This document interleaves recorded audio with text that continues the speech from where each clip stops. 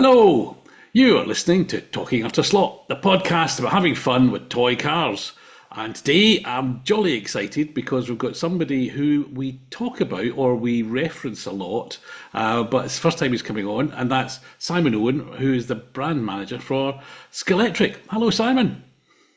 Hello. So, I don't know whether you listen to the show. You don't have to answer that, don't worry. I have, yeah.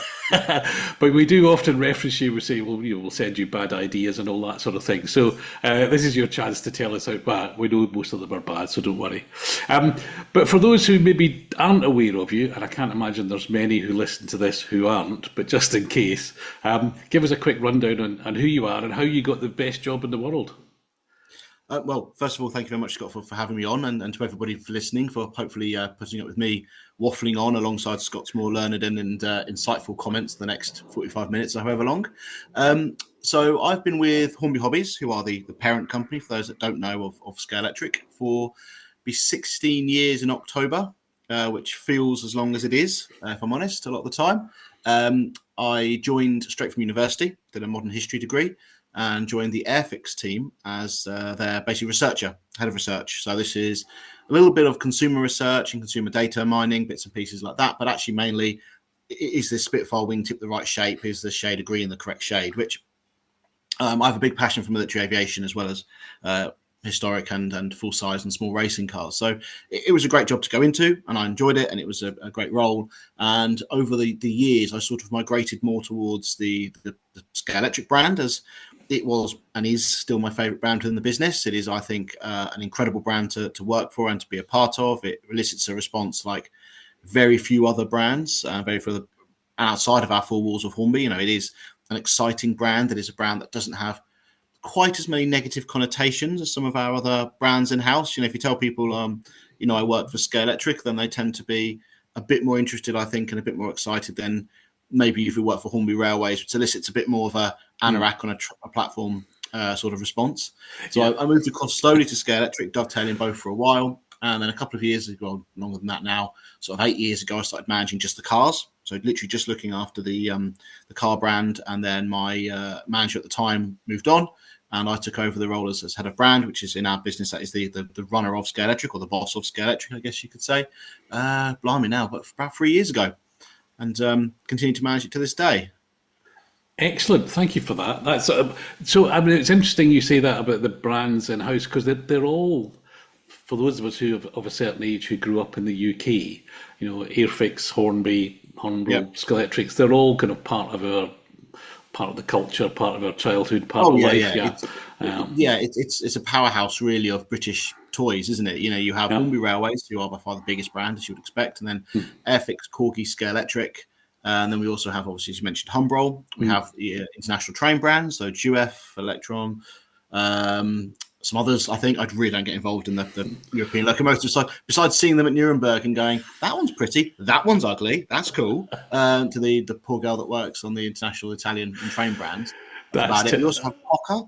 I don't know if you've heard of Poca. Poca make amazing 1/8 scale cars. I managed Poca for a little bit, introduced the Lotus 72 model there, and they've since released a Porsche 911K and a Pagani Huayra.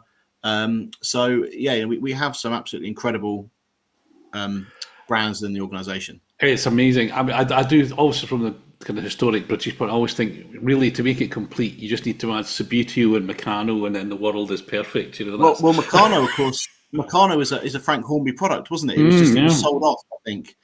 We do get people come in occasionally to our Wonderworks, which is our sort of big interactive exhibition we have, and say, "Oh, you've got no Meccano here," and I'm sort of like, "Yeah, we can't sell it in the shop, so I'm not going to bother."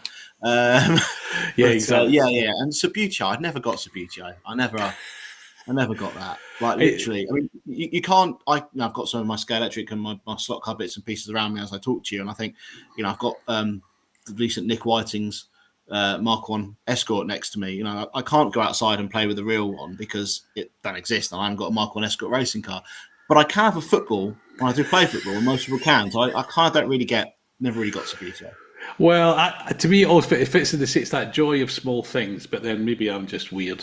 And it comes from it comes from an analog age when FIFA, whatever it is, Yes. on the PlayStation didn't exist. So I get that.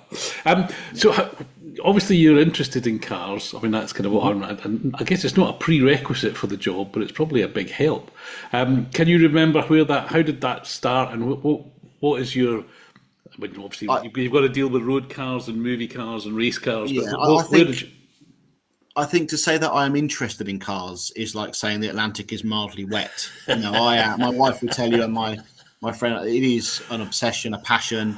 It is an all-consuming thing, which is plus and its minuses for this role. If I'm honest, you know, to listeners who think that maybe, oh, I really like cars, I like a job like that. Well, yeah, you would, but you know, I'm going this weekend. I'll be at Brands Hatch on Sunday for the mini festival, and I'm really excited. I'm looking forward to it. My friend is racing his Clubman Maguire Clubman Traveller, Bill Richards, which I'm looking forward to seeing. It's a 2-litre Duratec, I think, in it now, so that'll go really well. I look forward to catching up with him. But actually, do you know what? That isn't necessarily a Sunday sat on the South Bank watching minis go round and round, because there's a constant whirring of work in there. So yes, it is a requisite for running Scalextric, and I think it helps, but I don't think it's essential.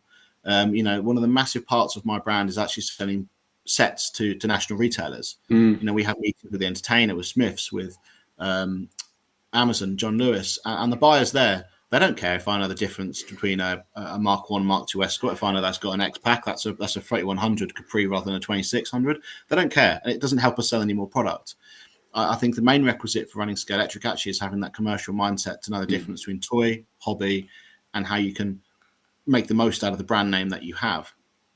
Talking of my history with cars, it began at a very, very young age. And I was 4 when my father bought me my first Scalextric set, which I think now I work with a brand, that is too young to have a full-fledged. It was the Alpine Rally set with a female liveried Sierra, which we've redone. It's the Van Cowen car we released a couple of years ago, and a red Pirelli 911, which it was a Permalite set. You pressed the button and the light stayed on. That never worked. Just make that very clear. It never worked. And so I got that for my 4th birthday. And then for the Christmas afterwards, I got the Grand Prix set, which was Mansell versus Senna in the Lotus and the Williams. So, you know, I was 4. So how those cars survived more than about a year, I've got no idea. But ever since then, you know, I was bought Scalextric products and Real Motorsport. I grew up just outside of Newcastle, near Durham Way. So we used to go to Croft and watch a rallycross. I remember watching Will Gollop and his Metro 6R4. I was a massive fan of Will. He used to let me sit in the car and things like that, which was awesome. And then we moved down to Kent when I was 6 or 7, and my father and I would go to Lyddon and we'd go to Brands. And it's just grown from there, you know, just all different aspects of car culture, from movie cars, road cars, race cars. As I've got older, it's got a bit more targeted, but anything, you know, I'm less interested in seeing a modern hypercar come past. If someone drove a Pagani past my street, I wouldn't really be. I'd be like, oh, that's a bit unusual. He's going to scrape that on the speed hump. But you know, I'd much rather see and spend time with someone talking about a Frog Eye Sprite or a old Chevron or something like that. But yeah, it is a passion. Yeah, and obviously your father played a key role in it, which I think is a fairly common route into both cars and Scalextric specifically, isn't it? So I was going to say, so you mentioned that the age, but also this difference between sort of the toy and, if you like, collector market and those big shops. It's always, I mean, I know those of us sitting on this side of the keyboard are always, we see it from very much what we want, and but you guys see the whole picture, and hopefully I kind of appreciate that. But so when you're talking about the scale of those, just to give everyone a sense, if you're dealing with, you know, the big toy sellers or Amazon or whatever, what sort of percentage of your sales will they take compared to, say, I don't know, Pendle and the usual slot car guys? Oh, I mean, I'm guessing massively higher. Massively higher. I mean, you know, I obviously I deal with Sean at Pendle and some of the other, and then Russ and then the guys down at Jadlam as well. Some of our bigger independent customers, as well as the slightly smaller but very specialist people like Mark Scare, Roger Barker, the guys at Weevils, etc. But you know, the deals you do with Amazon, some of the big toy chains, they're in the 6 figures numbers, you know, for one deal, because you sell items there in the 20-foot or 40-foot containers, and that's so much more important. You know, if someone said to you, genie in a bottle popped out, you know, next year you have a choice. You know, you cannot sell a single solo car. So Scalextric just walks away from solo cars entirely, but you hit all of these deals with the national accounts to get sets in. You know, despite the fact that my collection would suffer for the year because I buy lots of stuff that we do, and it's the bit of the job that I find interesting. Mm. It doesn't secure the future of the brand. Mm. Selling lovely models. I've got them in front of me now: Mark 1 Escort, 911 RSR, BTCC, BMW. That's great for the moment, but it doesn't keep Scalextric in the eye of the public for the next 20, 30, 50, 60 years. Mm. Whereas, my role, I see it, and the importance bit, not only on financials, but where it's want to take the brand, is getting products into those national retailers and those national accounts. So your Amazons, your John Lewis. We want to make Scalextric visible at Christmas. So kids, so 4-year-olds, this Christmas, who are too young for the product, have their dads buy it for them and play with them with it. That's so, I don't want to go into the ins and outs of, well, this is worth X, this is worth Y, because that's not really fair on Sean at Pendle to say how much his account is worth, etc., etc. Besides, if you're listening, Sean, obviously very important. It's more about where the brand is going and what's important to us. I see it's a very cheesy thing to say, but I see myself as a custodian of Scalextric. Maybe I'll do this job for another 10 years, maybe it'll be 10 months. Maybe they'll figure out I'm a fraud in 10 weeks and I'll be gone. I don't know. But, it's for me, it's about making sure that people continue when they're watching a Grand Prix on a Sunday, when it's finished, go upstairs and have a play with Scalextric afterwards as well. So that's what it's about. But yeah, those national account set deals are so much more important than the rest of the things that we do, just because A, the monetary value to the business, and B, it actually grows the brand. Yeah, I guess as you did, and I think we all did. You come in, you get a set, and then you buy solo cars. It's very seldom the other way around, I would imagine. So it's got to be the way to do it. Yeah, we do have some people on our. We've done some recent outreach stuff to people on our website. You message them and say, like, what do you do with our product? And there's quite a few on there that have got cars but don't have any track. That's not. We asked our audience actually, do you race your Scalextric car or do you collect it? Because that's an interesting thing for us to know as to where we take the range. Because if 80% of people that bought Scalextric cars just collected it, then actually we could do some things to them that maybe we could save ourselves a bit of money, reduce some prices, change margin bits, pieces, yada. If people really race it and actually not that fussed about what it looks like, then maybe I don't need to have such expensive decoration. So I asked the audience and it came back as, I think it was 49-51% split, which is an absolutely useless bit of information because it means all you can do is what you're doing. Anyway, either way, you're just going to upset half of your customer base. So I was like, well, that's completely. It's great. Thank you for the research, but I'll just park this. We'll just crack on them, boys. Well, I always think, as you know, I was involved in car.com stuff, but I think the hints in the title of the company is that it's Scalextric. So you've got there's no point in moving too far away from the scale bit of it all.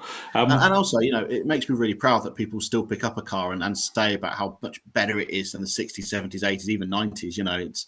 I look at the modern Escort I've got, which isn't even that modern actually. Blimey, it's 2004 or 5 we did that. I think it was ages ago.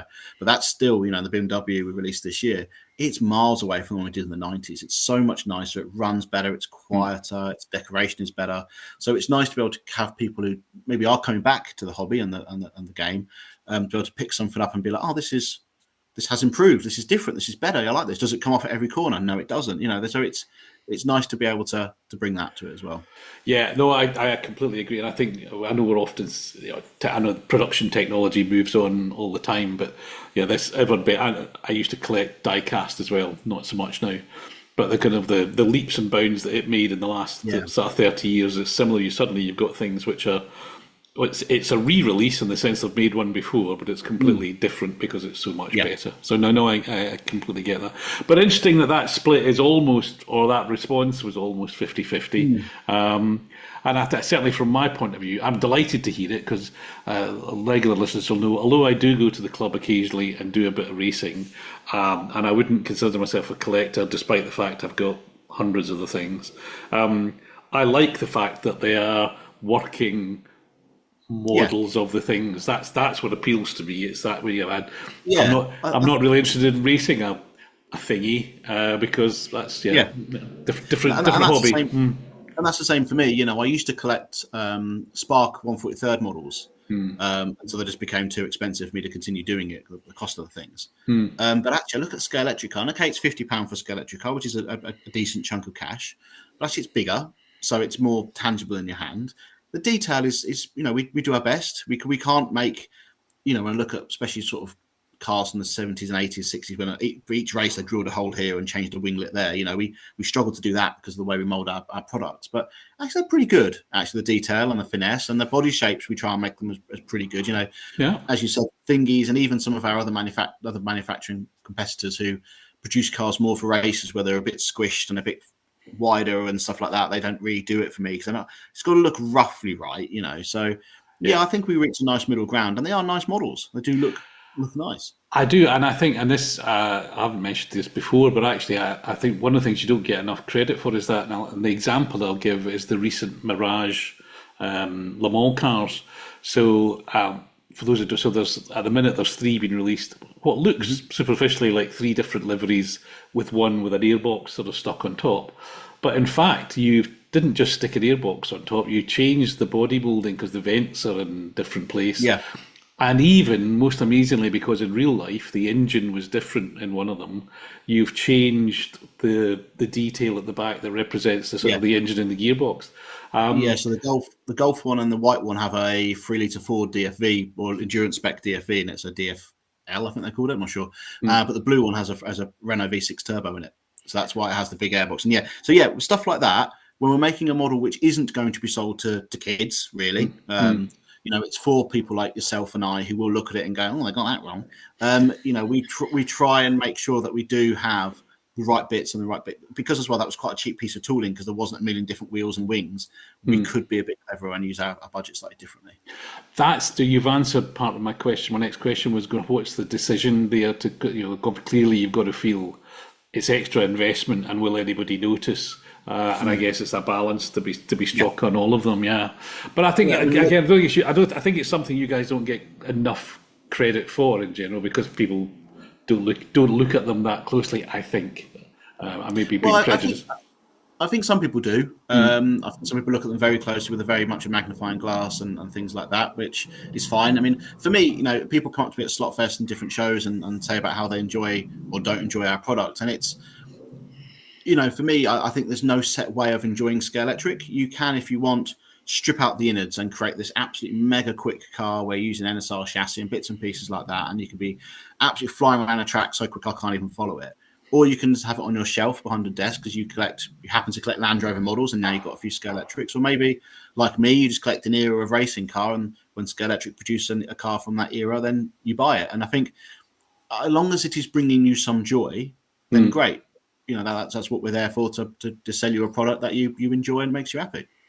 Exactly, and I think that's the key. The key for it is whether it's the buying of it, the owning of it, the using of it, whatever it is. You know, those are all elements of making you happy with it. In that, you mentioned those that are good, and again, I think I perceive a relatively recent change where the company and you as personifying it, showing up at things like Slotfest, and you know, I think it's still amazing. You lay out the range on the table and you let people pick it up and paw it. This is fantastic, but obviously amazing, and a change from the days when things were locked away behind cabinets and might not even talk about what was coming. Obviously you find value from that. I guess it's a tiring experience, shall I put it that way? 2 days at Slotfest, you must be exhausted. Not really, no. I mean, I've done shows with Airfix. You know, we used to do the Royal International Air Tattoo down at Fairford with Airfix, where you have to be on site for like 5:30 to get through all the security and leave site at 8:30. And 10 till 4 at Slotfest is an absolute walk in the park compared to that. No, Slotfest is one of the easier, better shows to do, and it's valuable because I think it gives people a chance to come and speak to. Although, to be fair, I've done it now for like 9-10 years or whatever, but people still come up to us on the stand and say to us, "Oh, so are you a marketing company that's Scalextric employed to be here?" And I think, I have not got the budget to employ a company to come here rather than me. that's not a chance, mate. No, we are actually, you know, that's Dan. He does the colour schemes. There's Oscar and Millie. They design the cars. You know, so it makes that really valuable, and it gives people a chance to talk to us and absolutely having the cars on display. I mean, for want of a better word, they are just toys. You know, just pick them up, have a look at them, have a go with them. People have stolen them before, which is very disappointing. We have had a couple of pinches off the stand, which is very disappointing, but we're not going to let a few bad apples spoil the fact that people can have a look at them and touch them. And it works because the other year we announced that lovely Porsche, the ACI Motorsport car with big chrome bits on it. It didn't do particularly well on the first time we opened it for pre-orders. It was just a bit ignored with the rest of the fanfare of other stuff. Then we took it to Slotfest, and people were, oh, wow, look at this. The chrome is great. It looks lovely, lovely, lovely. And we saw after Slotfest on our website this tick of pre-orders of people coming home and think I'm actually going to get that. Now, unfortunately, that product's been delayed for a long time because of some issues with some of the decoration bits and the tooling. But, it means getting to show people them, have a look at them. Here's what we're doing with the chassis. Here's why we're doing that. Come speak to us. Oh, well, I'm a racer. I don't like this on it. Well, I don't. I'm a collector and I like it like that. So it gives people a chance to talk to us. And we want to be approachable. We want people to come and speak to us. We're not some, we are a cold corporate company. We're here to make money. We're not a charity. We are here to take people's cash and build some money into the bank and things and pieces like that so we can produce more product. But we're also, enthusiasts and people that love the products that we make as well. No, I think that's very clear.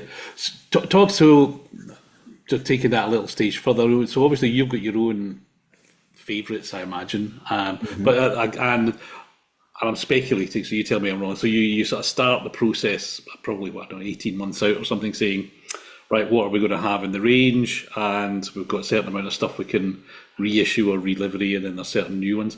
How do you balance what you're going to, the makeup of that portfolio, if you like?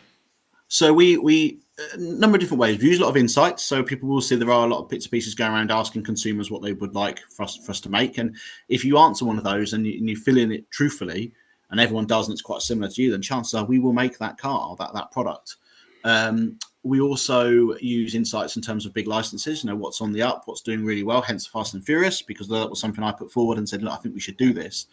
It was backed up by the fact that that license and that property is gaining in popularity, and it's 25 years old next year, which makes me feel incredibly old.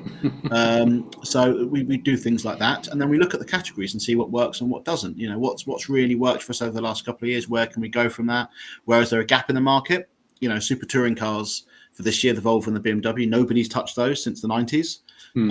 We know from looking at hit data and Google Trends and bits and pieces like that. We look at things like piston heads, for instance. When they do a story on the Volvo 850 Estate, it goes absolutely through the roof. So, right, that gives me enough data there to be able to go to my FD and the chief exec who essentially sign off the project and say, look, I'm doing this. Admittedly, when I put the Volvo form on her desk, my FD, she looked at me, and I don't know what the swearing limit is on the podcast, but went, are you effing kidding? A Volvo Estate. I was like, trust me, this will go well. I've got all this. If you want to see all the insights, I've got it all backed up here. We've got all this data. We've got all this stuff.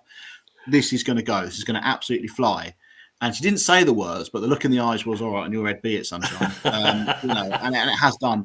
It is our most, in volume, not quite on value, I don't think, but on volume, it is our most pre-ordered item, most looked at item, most hits on the page.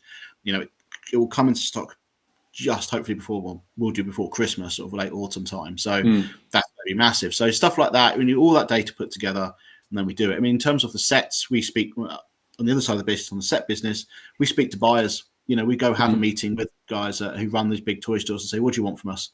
And I've got to be honest, that doesn't necessarily focus around, we want to have X car versus Y car. It's, here's your dollar price, hit that, I'll order this. Don't care about this, hit that, order this. So that's the way the toy industry works, I'm afraid. So that's why when you look at sets sometimes and you think, oh, that's a bit of a strange choice of car. Well, that's because those are the ones that made us hit that price point. Because that's what really matters. Yeah, no, I get that. And I think the parallel, again, when I had a job working for a car company, there would be selling, it's the same thing, you're selling vast numbers of hatchbacks to families and a few sports cars to people, but you're selling half the cars to private people and you're selling half of them to fleets. Yeah. And they only really care about what's the price, it's a purely financial decision. They're not really that interested in the niceties of it, don't get me wrong, the license helps with that discussion. Well, the price is this, but also it's got Warner Brothers attached to it or something else attached to it, so that does help, but the price for sets. And that's the same for most consumers, to be honest with you. We put a set on our website at Christmas, which we market directly to consumers, and it's the best set in the world, but it's, like a digital one, best part of £100, whatever. And we're not going to sell as many as one that's pretty good, but around 100. So, and the trick is for us, what we're trying to do this year is we're trying to have the sets that are that sub £100, really exciting, impactful box art, cool cars. It's got $109.99, the Lamborghini set, Supercar Showdown. and try and capture those new consumers in with a set like that. Yeah, and again, Christmas, I guess, is your market is all backloaded to Christmas, I guess. We are the most Q4 Christmas brand in the business. It's out, this time of year we tick along, doing all right, and then all of a sudden you get to October and it's whoomp, and as a present that is often bought by dads, we find that December is our biggest month because mums tend to buy their presents September, October time, a little bit early, a little bit more organised. I think it gets to a couple of weeks before Christmas and I haven't got anything from the dad. All right, let's buy them a Scalextric set then. We still see that quite a lot. Quite a lot. I can understand that process, yeah. Yeah, you've got to make sure there's some stock in there on Christmas Eve just to make sure those last minute panic purchases. Keep asking you, but so in terms of I know you're keen in going. You attend races. You've talked about that, going to Brands Hatch and stuff, and I think we kind of see that reflected in some of the models, isn't it? Where you've picked up on what I would call some of the clubman motorsports, so of the escorts and stuff like that, which I don't think we've ever really seen done by any of the manufacturers before. And also, I guess things like Goodwood and Dominate, don't they? In terms of how has that translated? Are people? What's been the uptake for that? Because clearly it's a passion for yours, and you've made them. And you're carrying on making them. So I'm presuming it was a success. How has that gone down? And did that take a bit of convincing? No convincing, because I think on the car range we're largely left to say to the business this is what we're doing. With the club racing stuff, things like the Rod Burley Escort WRC, that isn't a particularly famous car worldwide or in the UK, but it looks nice. And that is the factor that dominates on Scalextric in terms of how the sales go. We released earlier on this year a Lotus Cortina, green over with a gold stripe on it, driven by an Irish chap, I believe, Andrew Dickinson, not that one, who raced it a couple of times at Goodwood with Andrew Jordan, and that's done really, really well because it's this beautiful, it's actually a Porsche colour, deep green with a gold stripe. It just looks immaculate. So that's what really drives it. It's all about how nice do the cars look, who drove them, and to a point it helps. A Graham Hill Lotus 49 will always do quite well, but if it's not an exciting livery and a really cool looking car, it doesn't really shift. So the reason those club racers come in is not necessarily because I may know them or anything like that. It's actually just because I think the cars look really nice, and that tends to have that impact. So that's why, and also because sometimes the organising clubs will buy a load off of us and do some other bits and pieces like that. So that is a commercial element sometimes as well. Yeah, well, and also it gives you something that your rivals aren't doing, because SCX or Carrera are not going to do that. So you've got some space there that's a bit different. Again, from how do you see? I would describe the market as kind of there's a sort of 3 or maybe 4 of you who are in the toy collector market, and then there's others who are in the racer market, and then there's a sort of little pockets of other people round about. Would you is that how you, when you look at your competitors are Carrera, SCX, that kind of thing? Yeah, I would say our main competitor is Carrera. That's especially obviously on sets, 100% it is Carrera. And then in terms of cars, it's mainly Carrera. SCX, we have a good relationship with SCX, just to make it very clear. They're our we describe them as our Spanish cousins a little bit. So we have good terms with them. We speak to them. We help each other out with bits and pieces quite often. And I would say us three are on the we're not pure toy in our 50 quid car range, but it's more that sort of general person would buy them. And then you go up a level, I think, to people like Slotfest, who are still accessible. Anybody can pick up one of those and drive it and have fun with it. A little bit more expensive. Then you've got the proper racing stuff, things like NSR Thunderslot, which come in at $84.99 in the UK, some of that stuff now. And MR slot car. I recently thought it wasn't Mr. Slot Car. It's actually MR slot car, which I kind of think, well, possibly put some dots between the letters, mate. So things like Revo slot, which are lovely models. I haven't got an MR, but I've got quite a few Revo slot models now and a few other bits and pieces. And then I think you then have another band, actually, which I would say is the artisan stuff. You've got things like Le Mans miniatures and MK and some of the resin stuff that I really like collecting when I can. So, you've got that level as well. But I think we are there. And that's where I want us to be. I want us to be at the accessible level that if you put it on a track, a stock car club, you're not going to come first with a race of the box standard Scalextric car. But you know what? If you buy a box standard Ford, you're not going to come first in a sprint down your local motor racing either. So exactly. It's about being accessible. Yeah, and I think the club. The clubs I go to will have specific categories which are essentially box standard. So as long as you're racing like we like, it's fine.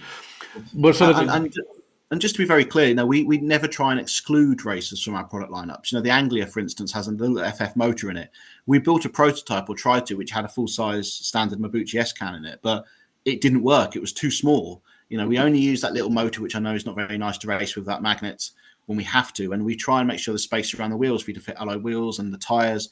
We try and make sure they've got the right size bits and pieces, then to put slotted tyres on, all that sort of bits and pieces. So we try and make our products accessible for everybody in a way that we can, as being, and it's difficult to be a master, jack of all trades, master of none, whatever, but it's difficult to do that, but we try our best. Yeah, no, I think I haven't got an Anglia yet. I'm waiting on a livery I like, so keep going. It's my We're doing the Theo.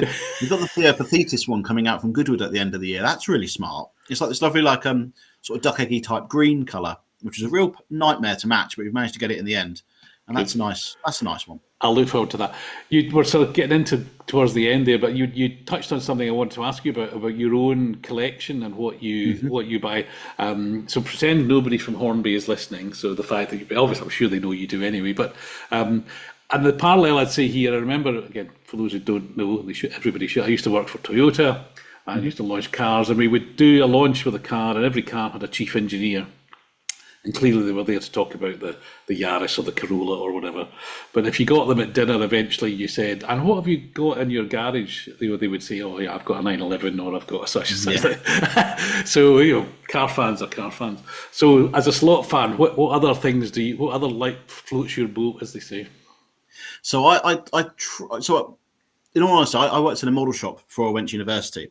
And so I used to receive trade price on cars growing up. And I was quite lucky because often my boss at the time would pay me in cars rather than cash out the till in my wages, which wasn't great. I don't know, my girlfriend at the time was massively keen, but it was quite useful. But then when I joined Hornby after university, I actually sold my collection. I wanted to go travelling, do some other bits and pieces. So I think I probably had about 500-600 cars, and I sold them all to a dealer. I kept a few that my grandmother bought for me that were signed and things like that, and I sold them all because I actually felt a little bit, when I lived at home still, having them all in the corner of my bedroom, it just felt a bit much.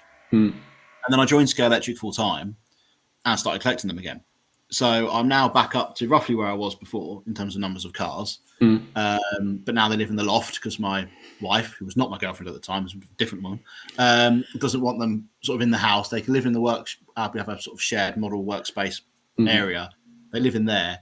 And they live in the loft. But I said I'd set myself some quite clear, defined rules about what I'm going to collect. I'm not going to be anything and everything. It's going to be defined. And I decided that was going to be anything sports racing, GT and touring cars from the 60s to sort of the late 90s.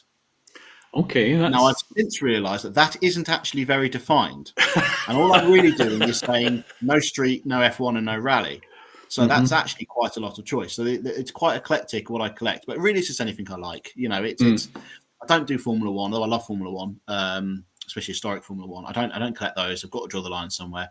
Rallying, with the exception of Group A and Colin McRae, I've never really been into it. It's just all a bit cold wearing a bobble out in the forest, and that's not really me. I like to sit in my car in between the races, with a Diet Coke out the cool bag, reading my book, and sitting in a forest with a bunch of crazy Finnish people.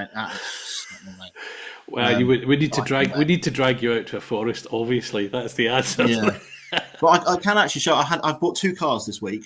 Okay, all right. Show you what I've purchased. So I received this week this, which is a lovely Fly Corvette C5R. Yeah, I like stuff in unusual liveries, as we sort of touched on earlier a little bit. If it's a nice livery for us, we'll do it and we'll sell it because it looks nice. But when other people do liveries, I think, well, that doesn't look particularly nice. I've got no idea why you've done that. It kind of makes me want to buy it because some poor so-and-so somewhere has put that in a range and then it's been sat on a load of stock. And this was a Corvette C5 that raced at Belcar in 2003, and it's quite cool. Williams, not F1, it's such a shaving company livery. So I got that. Which caused an eyebrow to be raised when it came through the door the other day. Yeah, and then I've really got into my 1960s stuff recently, my pre-66 GT cars, and to get some of those unusual stuff, you have to go resin. And I acquired off a friend of mine, Pete Shepherd, this week. This lovely Maserati Tipo 151 is an MMK resin car. Oh, so I imagine it won't run at all. If it does, it'll run like a bag of spanners. But it's fine because it'll probably never run in my ownership anyway. it's just a really, really nice, good revival and members meetings, and my favourite things to go to. So, yeah, those are what I've bought recently. My last Scalextric purchases was the blue DB5 with the yellow nose, the recent Rouge done that. So, yeah, it's quite eclectic, but I love, all sorts of motorsport. I'll go to truck racing, I'll go to historic racing. I went banger racing the other week, which was always an enjoyable experience. It's always fun, yeah. But so you don't have a track at home? You don't run the cars at all? So I did. I did used to have a track up in the loft, and I've since purchased too many books and too many cars to have space to put the track up. So until we move, which hopefully isn't too far away, the plan is when we move that I will have and this is, I think, the same likelihood as me getting another car to do track days in, as well as the ones I've got. I think then we would look at having a my room, basically, with my name on the door and, girls keep out sign on it. Unless I've got a daughter, in which case she can come in. Never exclude girls from motorsport. And then I would have a Scalextric track in there, which I want to get one that's like landscaped. And I would say do it myself. That isn't happening. I'll probably get pay Think Scalextric or somebody to come build one for me or something like that. And then I would. I only don't run my cars because I get frustrated at being at work and having all these lovely landscape tracks to go and play with, and then go home and it's a figure of 8 on a floor, which I'll play football 3 times. I can't get on the floor. Yeah, no, I think it's one of the big, certainly from my point of view, is one of the big stages of development is when you move from pushing the furniture to one side and having a track for the weekend to having the cars up on a table, basically. I did it in the garage at first. And that ability to go out and flick a switch and play for half an hour rather than have to, it being a full-on military operation, it transforms your enjoyment of the hobby, and you buy more cars, funnily enough. So, I think, I don't really need to buy any more cars. But so, as I say to my other half of the time, you're right, I don't need any more cars, but I want to buy more cars. Need, and I don't need to. Dangerous word to use. Need. That's terrible. Yeah. Anyway, listen, we've only got a couple of minutes more to go, and I know I asked you this, and you might not even be able to answer it. So I'm because people love charts.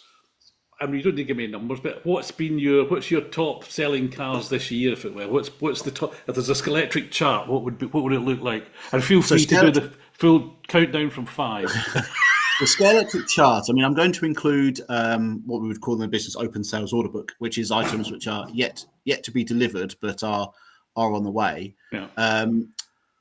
The sort of starts at sort of 4th or 5th. The Land Rovers always does well. Mm-hmm. Fast, and then after that, I'd put the Fast and the Furious cars. The Toyota is doing very well at the moment, and the Charger. Moving into the top 3, in 3rd and 2nd place, we have the 2 Captain Scarlets, sort of neck and neck. The red SPC is sort of 3rd place, and the SPV would be 2nd. The SPV, I think, is going to be more popular in the long run. And then number 1, it's the Volvo. That has, luckily for me, exceeded our expectations. So I think I have another. I get to attend another Christmas party, I think. That's done really, really well. And we are, for those listening who have liked that product, that and the BMW, we will next year and the years after be having running mates to them in that class. I think Super Touring, the recent Super Touring Power event at Brands Hatch was really busy. They're such cool cars with liveries from all over the world, a lot of them as well, that we're going to follow that up and do some more. And they're great stuff. And it's one of the few areas in Slot that actually there's a bit of space to move. Every other area, you do a car and you look around and think, blimey, all the running mates have been done. So, the Volvo's doing really well. Excellent. Thank you for that. Simon, thank you very much. We're almost literally out of time. I really appreciate that. I could talk to you for ages, so I might convince you to come back on again another time. Anytime. But thank you, and I'll hopefully see you at either some motor race or at some swap meet soon. Yeah, well, I think I'll be at all the major swap meets now until Christmas. I think we'll be there in some. I don't think Scalextric will be there, but I'll be there wandering around. So feel free to come along and say hello. Okay, cheers. Bye, everybody. Bye-bye.